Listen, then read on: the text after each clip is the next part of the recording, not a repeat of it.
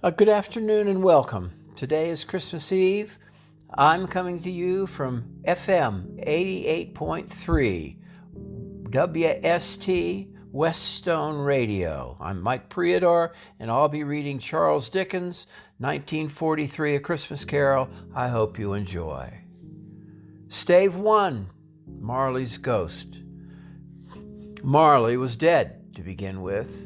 Old Marley was as dead as a doornail. This must be understood, or nothing wonderful can come of the story I am about to relate. Scrooge never painted out old Marley's name, though his old partner was definitely dead. The company was known as Scrooge and Marley. Sometimes people called Scrooge, sometimes Marley, but he answered to both names. It was all the same to him. Oh, Scrooge was a selfish old sinner. He didn't thaw 1 degree at Christmas. One dark Christmas Eve, old Scrooge sat busy at his counting house. It was biting, foggy weather. Scrooge had a very small fire, but his clerk's poor fire was barely warm. "Merry Christmas, Uncle!" Scrooge's nephew came into the room. "Bah," said Scrooge, "humbug." "Christmas humbug, Uncle," he said. "You don't mean that." "If I could work my will," said Scrooge indignantly, "every idiot who goes about with Merry Christmas on his lips should be boiled with his own pudding and buried with a stake of holly through his heart." The nephew answered, "Oh, don't be angry, Uncle. Come for Christmas tomorrow." "Bah, humbug." "Why cannot we be friends?" cried Scrooge's nephew. "Merry Christmas, Uncle." "Goodbye," said Scrooge. His nephew even stopped to wish Merry Christmas to the clerk. "My clerk," muttered Scrooge, 15 shillings a week, and a wife and family, talking about a Merry Christmas, humbug.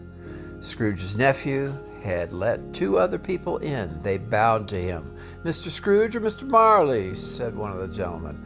"Mr. Marley," Scrooge replied, "died 7 years ago this very night." "Mr. Scrooge," said the gentleman, "a few of us are going to buy the poor some meat and drink and means of warmth. Would you like to give?"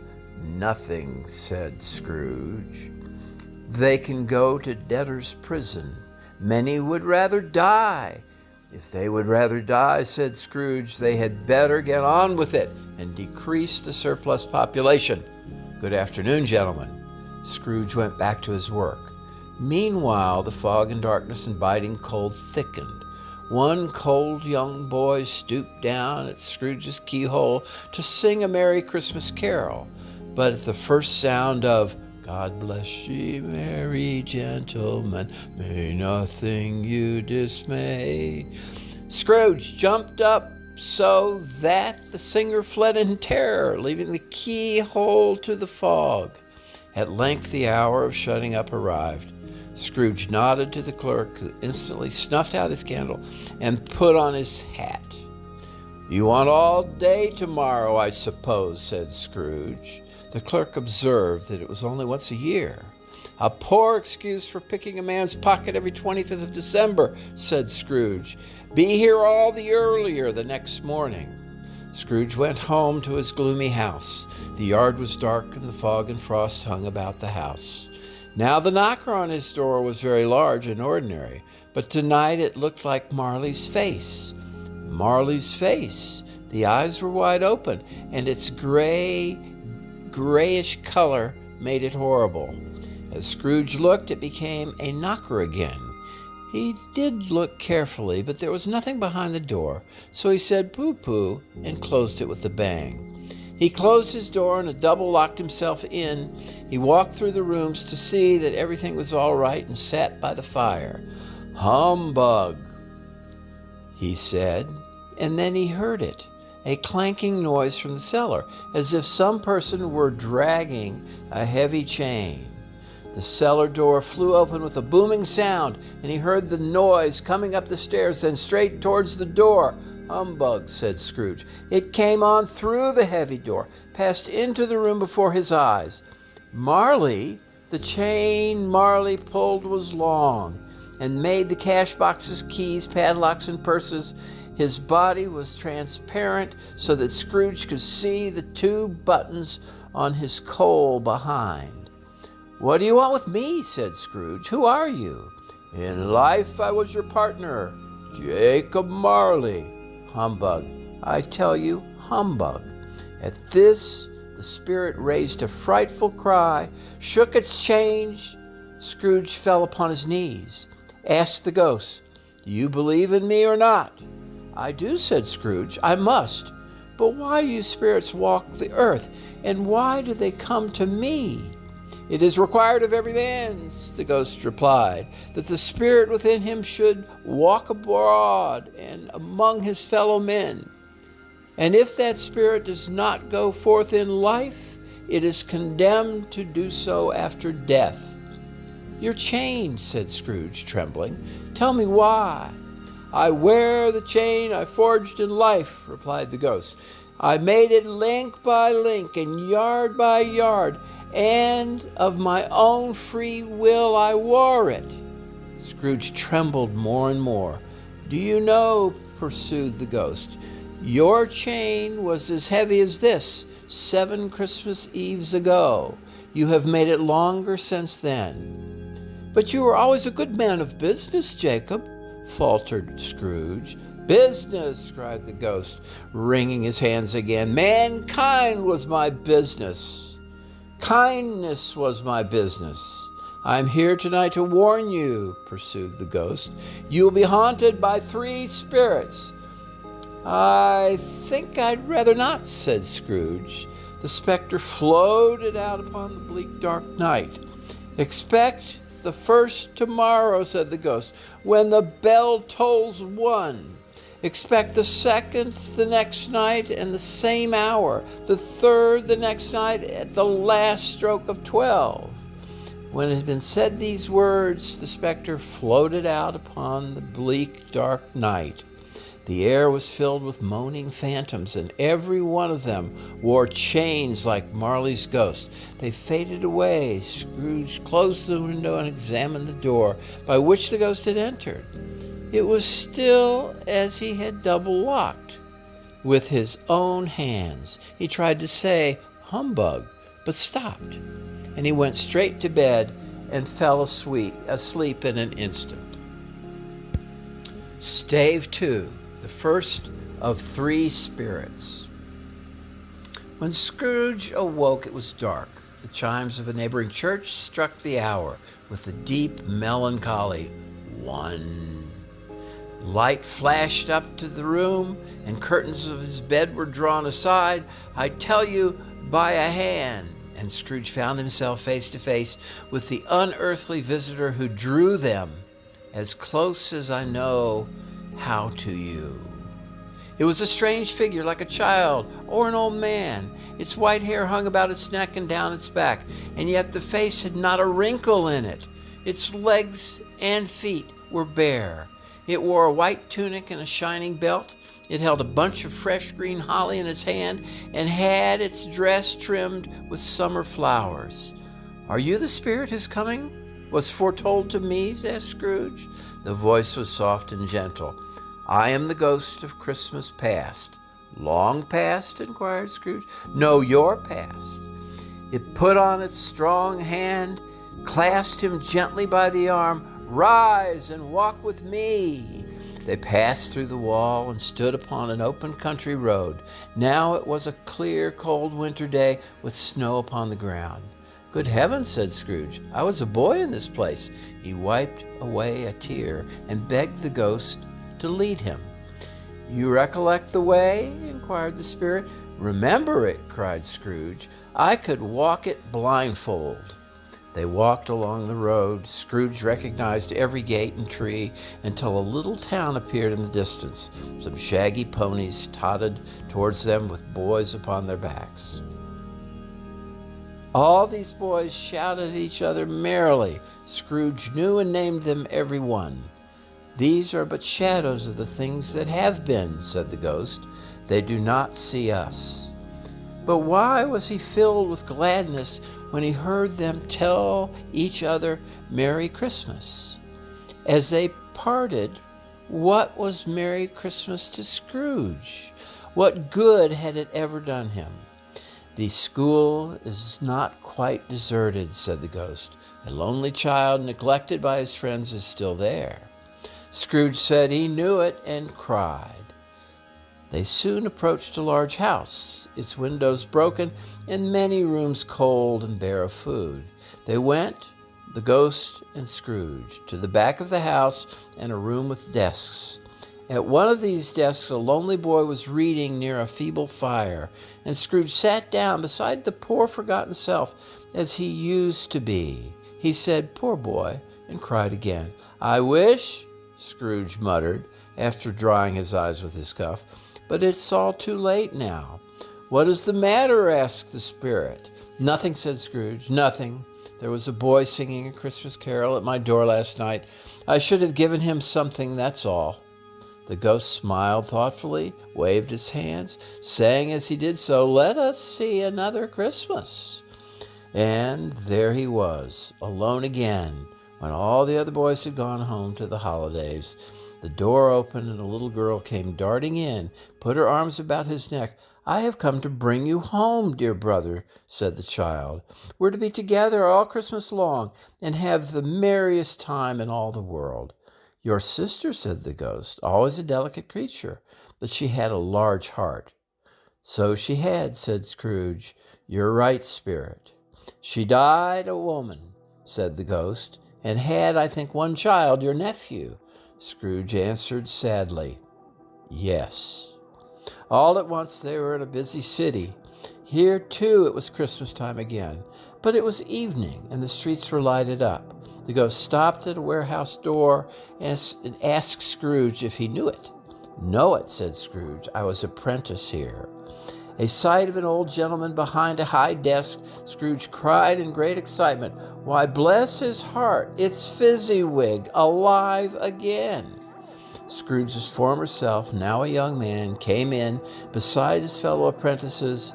Old Fezziwig laid down his pen, looked up at the clock, he rubbed his hands, and called out in a rich voice, "No more work today, my boys," said Fezziwig. "Christmas Eve, Dick, Christmas, Ebenezer, clear away, lads." It was done in a minute. The floor was swept, the lamps were trimmed, fuel was heaped upon the fire, and the warehouse became a snug, warm, bright ballroom. In came a fiddler with a music book. It came Mrs. Fezziwig and 3 Miss Fezziwigs. In came all the young men and women employed at the business, the household, the baker, the cook, the milkman. Away they all went, 20 couples at once.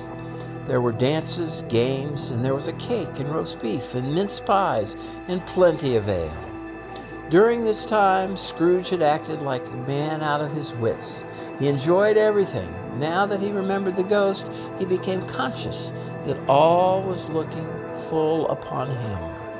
"A small matter," said the ghost, "to make these silly folks so full of gratitude." "Small," echoed Scrooge. "It isn't that, spirit. He has the power to make our work a pleasure or a toil. The happiness he gives is quite as great as if it costs a fortune." He stopped. "What's the matter?" asked the ghost. "Nothing particular," said Scrooge. "Something, I think," the ghost insisted. "No," said Scrooge. "No, I should like to be able to say a word or two to my clerk just now, that's all." Scrooge and the ghost again stood in the open air. "My time grows short," observed the spirit. "Quick!" Again Scrooge saw himself. He was older now, not alone, but sat with a pretty young girl. In her eyes there were tears.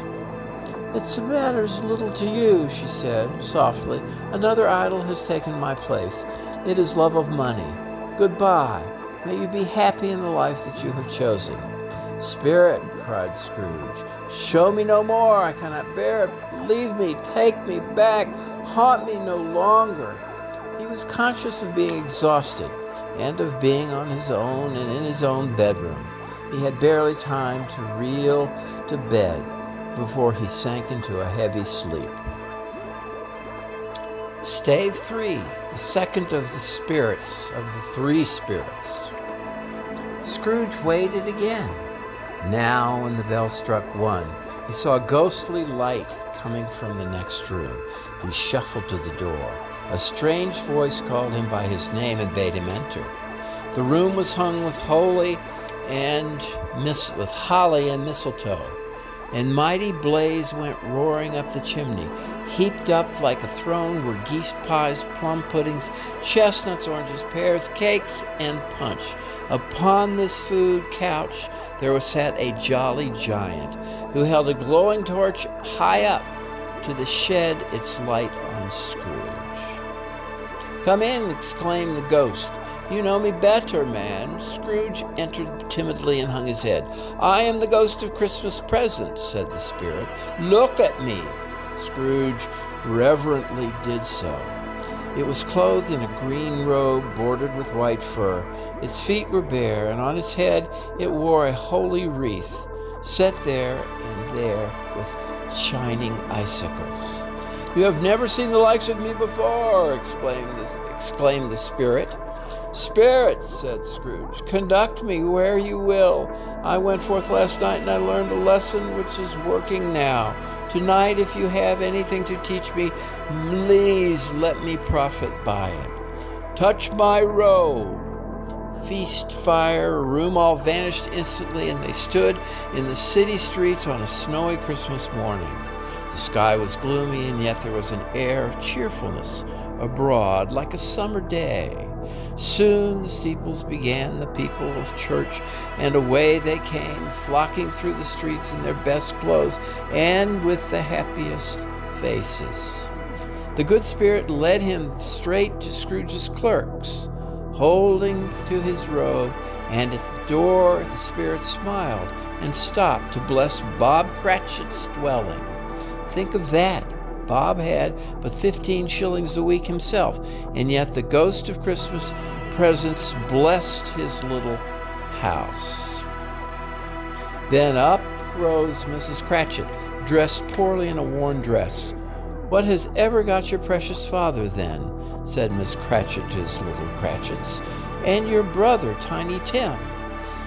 In came Bob, the father, in his threadbare clothes, and Tiny Tim upon his shoulder. Sadly, Tiny Tim held a little crutch. "And how did little Tim behave?" asked Mrs. Cratchit. "As good as gold," said Bob.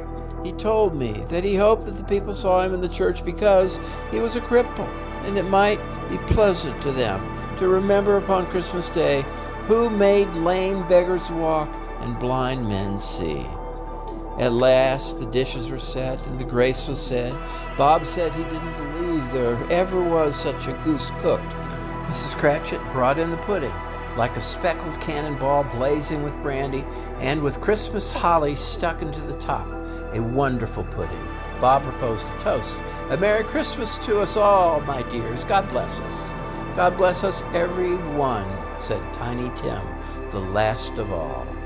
He sat very close to his father's side upon his little stool. Bob held his withered little hand in his, as if he loved the child and wished to keep him by his side, and dreaded that he might be taken away from him. "Spirit," said Scrooge, with an interest he had never felt before, "tell me if Tiny Tim will live." "I see a vacant seat," replied the ghost, "in the corner in a crutch, without an owner, carefully preserved. If these shadows remain unaltered by the future, the child will die." "No, no," said Scrooge. "Oh, no. Kind spirits say he will be spared. If these shadows remain unaltered by the future, he will die this year," repeated the ghost. "What then? If he be like to die, he had better do it and decrease the surplus population." Scrooge hung his head, ashamed to hear his own words. "Man," said the ghost, "will you decide what men shall live and men shall die? I may be, or it may be, in the right sight of heaven, you are more worthy and less fit to live than millions like this poor man's child." But now Scrooge heard his own name.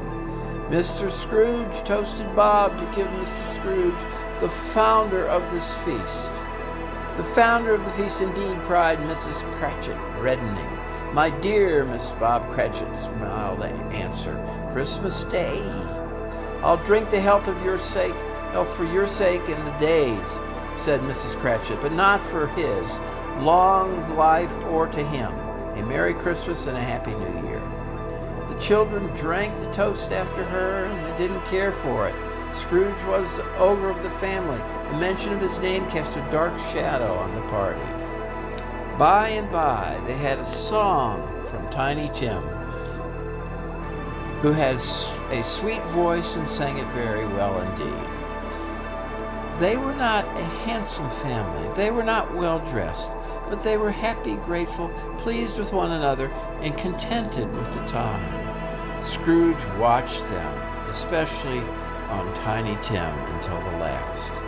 And now they traveled through the coal miners' homes, past ships on the dark sea, and everywhere they went, no matter how poor, every person hummed a Christmas tune or had Christmas thoughts, and every person, good or bad, had a kind word for one another on that day. Scrooge heard a hearty laugh and recognized it as his own nephew's.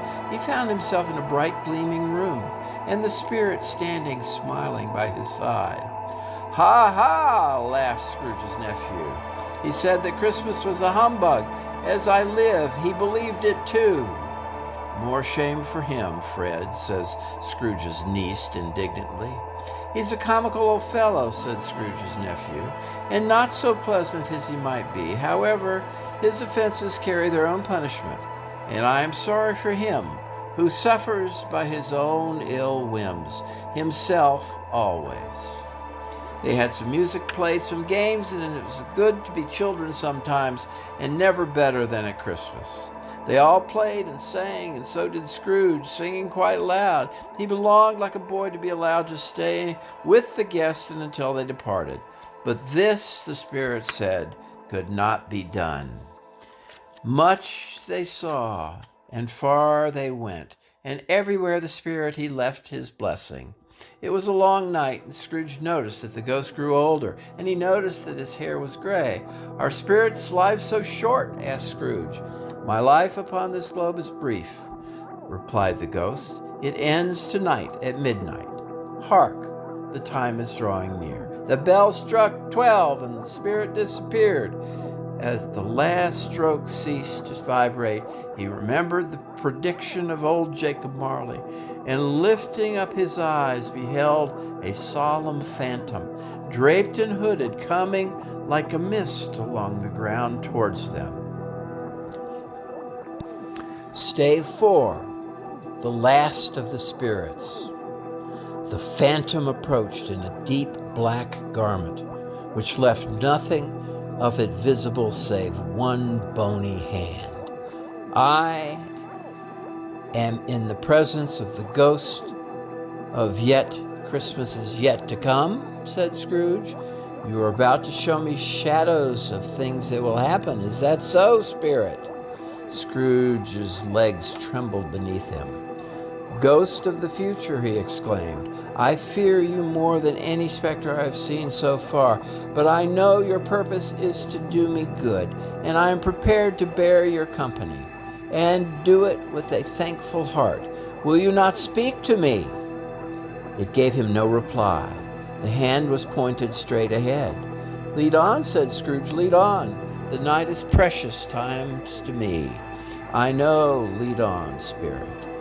The phantom moved away. They were in the heart of the city amongst the merchants who hurried up and down, clinked the money in their pockets as Scrooge had seen them often do. The spirit stopped beside one little knot of businessmen. Pointing to them, Scrooge advanced to listen to their talk. No, said the great fat man with the monstrous chin. I don't know much about it. I only know he is dead. When did he die? Inquired another. Last night, I believe. What has he done with his money? I haven't heard, said the man with the large chin, yawning. It's likely to be a very cheap funeral, for I don't know of anybody to go to it. "I don't mind going if a lunch is provided," laughed one gentleman. Scrooge knew the men. They looked towards the spirit for an explanation. Scrooge fancied that the unseen eyes were looking at him closely. It made him shudder and feel very cold. They went into a dirty part of town where the shops and houses reeked with filth and misery. There was a shop where a greasy junk was bought. Scrooge and the Phantom came to the shop at Old Joe's, just as two women and a man, carrying a bundle, laughing. The man produced the plunder first. A pencil case and brooch were all. Old Joe added up to his pieces upon the wall. "I know these things," Scrooge said. "They are just like mine, and they are worth much more than this man is paying." "Who's next?" said Joe. Mrs. Dilber was next. Sheets and towels, 2 old-fashioned silver teaspoons, a pair of sugar tongs, a few boots. Her account was stated on the wall in the same manner. "I paid 2 shillings, 10, for teaspoons just like those," Scrooge objected. "And now, undo my bundle, Joe," said the next woman. Joe dragged out a large and heavy roll, some dark stuff, and some fabric, color of Scrooge's bedtime curtains. "Bed curtains?" said Joe. "You don't mean to say you took 'em down, rings and all, with him lying in the bed, dead?" "Yes, I do," replied the woman. "Why not?" "His blankets, too?" asked Joe. "Whose else do you think?" replied the woman. "And that's the best shirt he had, and a fine one, too. They'd have wasted it if it had been for me. Putting it on him is to be buried in," she laughed, "but I took it off again." Scrooge looked at the shirt just like his own and listened in horror. "Ha ha!" laughed the woman. "When the Old Joe came and paid the 3 out, this is the end of it, you see. He frightened every one away from him when he was alive, to profit us when he was dead." "Spirit," said Scrooge, shuddering from head to foot. I see. The case of this unhappy man might be my own. Merciful heaven, what is this?" He recoiled in terror, for the scene had changed, and now he could almost touch a bed. A bare, uncurtained bed, on which beneath a ragged sheet there lay a body of the man. He lay in the dark, empty house, with no one to say that he was kind to me in this or that. "Spirit," he said, "this is a fearful place. Let's go." The ghost conducted him to poor Bob Cratchit's house and found the mother and the children seated around the fire, very quiet. The little Cratchits were as still as statues in one corner. With Peter, who had a book before him, the mother and her daughters were sewing, but surely they were very quiet. The mother laid her work on the table and put her hand up to her face. "It must be past your father's time," she said. Peter said, shutting his book, "But I think he is walking a little slower than he used to, just these last evenings, Mother."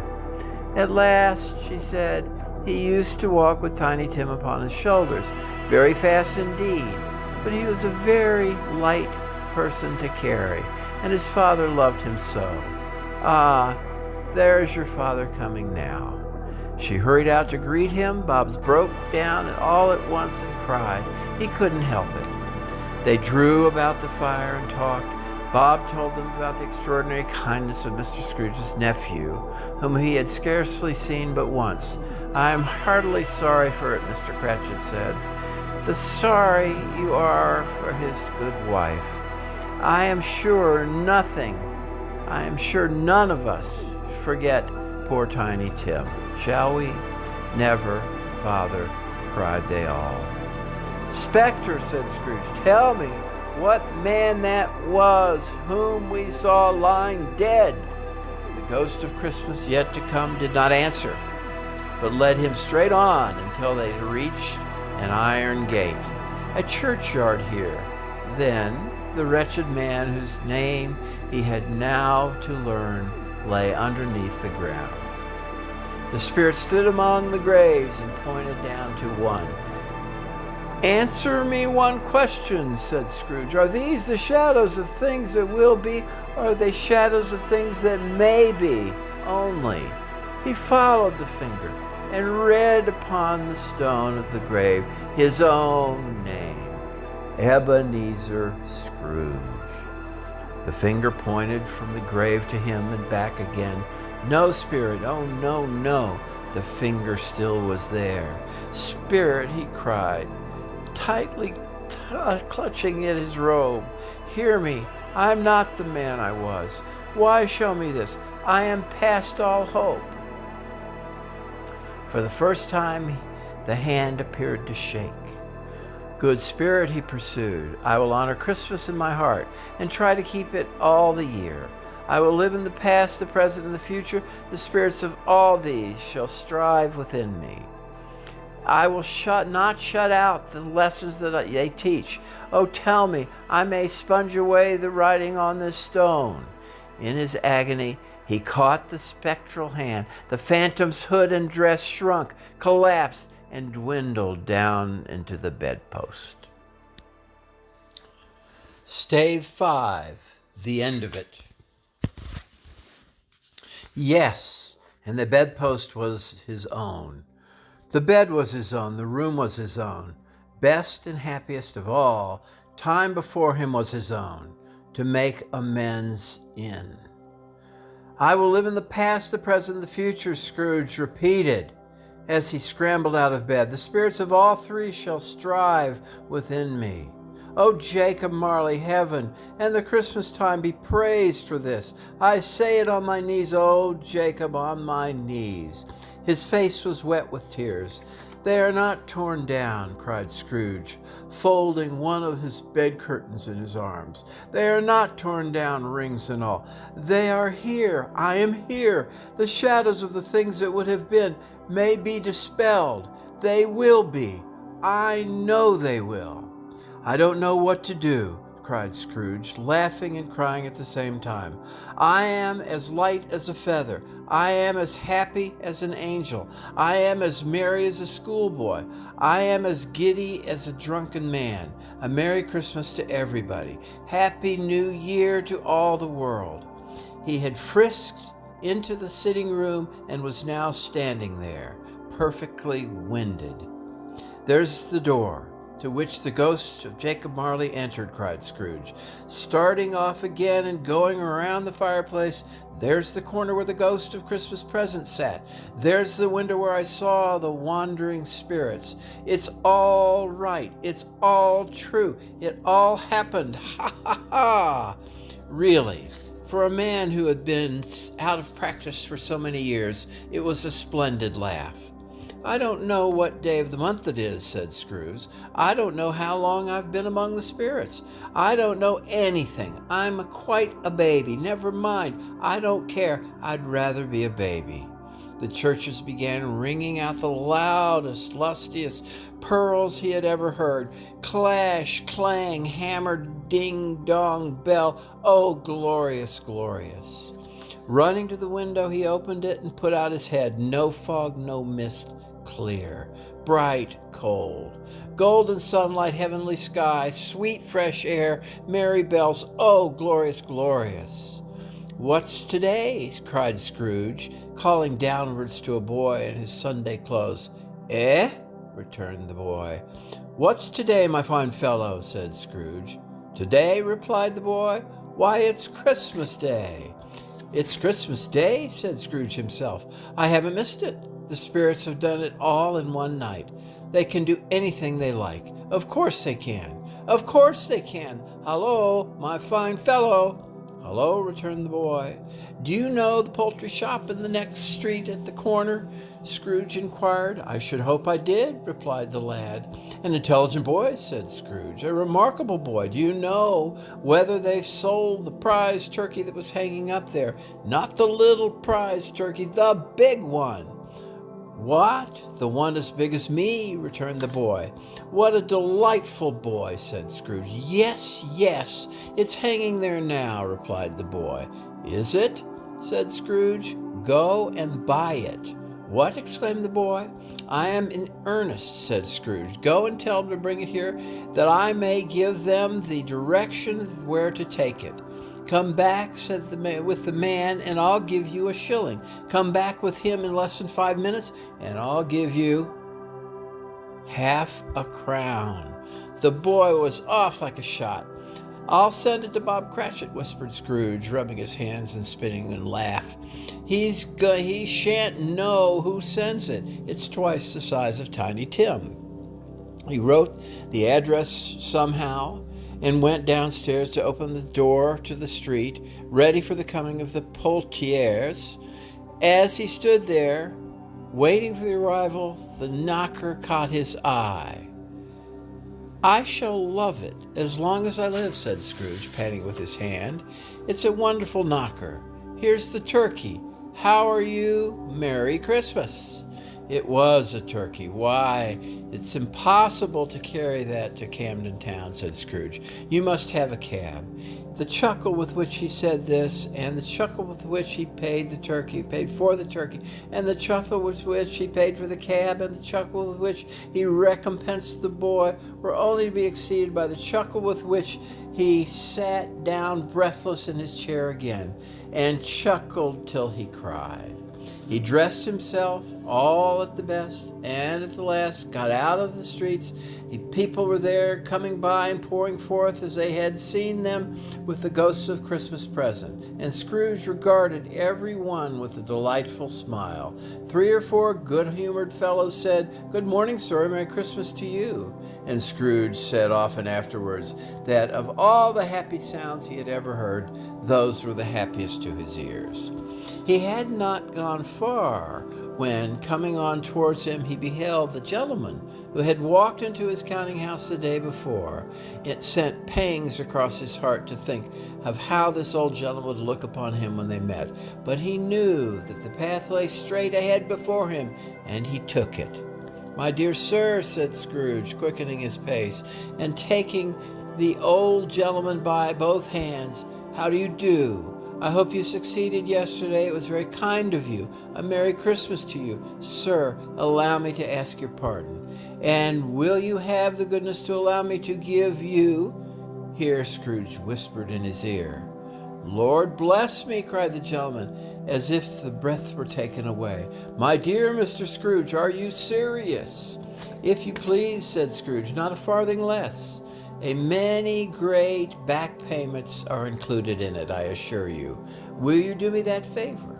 "My dear sir," said the other, shaking hands with him, "I don't know what to say." "Don't say anything, please," retorted Scrooge. "Will you come and see me?" "I will," said the gentleman, and it was clear he meant to do it. "Thank you," said Scrooge. "I am much obliged to you. I thank you 50 times. Thank you. Bless you." He went to the church and walked about the streets and watched the people hurrying to and fro, patted children on the head, and found that everything could yield him pleasure. He had never dreamed that anything could give him such happiness. In the afternoon he turned his steps toward his nephew's house. He passed the door a dozen times, but before he had the courage to go up and knock, but he made a dash and did it. "Is your master at home, my dear?" said Scrooge to the girl. "Yes, sir." "Where is he, my love?" said Scrooge. "He's in the dining room, sir, along with the mistress. I will show you upstairs, if you please." "He knows me," said Scrooge, with his hands already on the dining room lock. "I'll go in there, my dear." "Fred," said Scrooge. "Why, bless my soul," cried Fred. "Who's that?" "Yes, it's your Uncle Scrooge. I have come to dinner. Will you let me in, Fred?" "Let him in. It is a mercy he didn't shake his arm off. He was at home in 5 minutes. Nothing could be happier or heartier.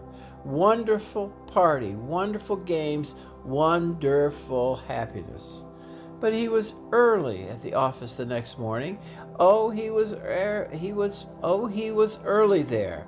If he could only be there first and catch Bob Cratchit coming late, that was the thing he had set his heart upon. And yes, he did it. The clock struck 9, no Bob. 1/4 past, no Bob. He was full 18 minutes and a half behind his time. Scrooge sat with his door wide open that he might see him come into the tank. His hat was off before they opened the door. He was on his stool in a jiffy, driving away with his pen as if he were trying to overtake the 9 o'clock. "Hello," growled Scrooge, his accustomed voice as near as he could feign it. "What do you mean coming here at this time of day?" "I am very sorry, sir," said Bob. "I am behind my time." "You are?" repeated Scrooge. "Yes, I think you are. Step this way, sir, if you please." "It's only once a year, sir," pleaded Bob, appearing from the tank. "It should not be repeated. I'm making rather merry yesterday, sir." "Now I'll tell you what, my friend," said Scrooge. "I'm not going to stand for this sort of thing any longer. And therefore," he continued, "and therefore I'm about to raise your salary." Bob trembled. He had a momentary idea of knocking Scrooge down, holding him, calling to the people in the court to help put on a straight waistcoat.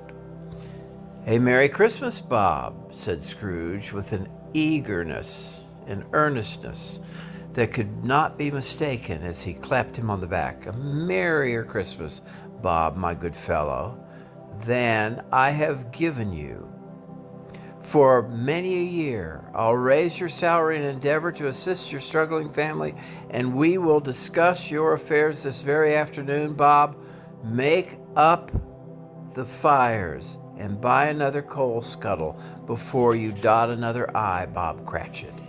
Scrooge was better than his word. He did it all and infinitely more. And to Tiny Tim, who did not die, he was a good second father. He became a good friend as well as a good master, as a good man as the good old city knew, or any other good old city, town, or borough. In the good old world, some people laughed to see the alteration in him, but he let them laugh. His own heart laughed, and that was quite enough for him. He had no further meetings with spirits ever afterwards, and it was always said of him that he knew how to keep Christmas well, if any man alive possessed the knowledge. May that be truly said of us and all of us. And so, as Tiny Tim observed, God bless us, everyone.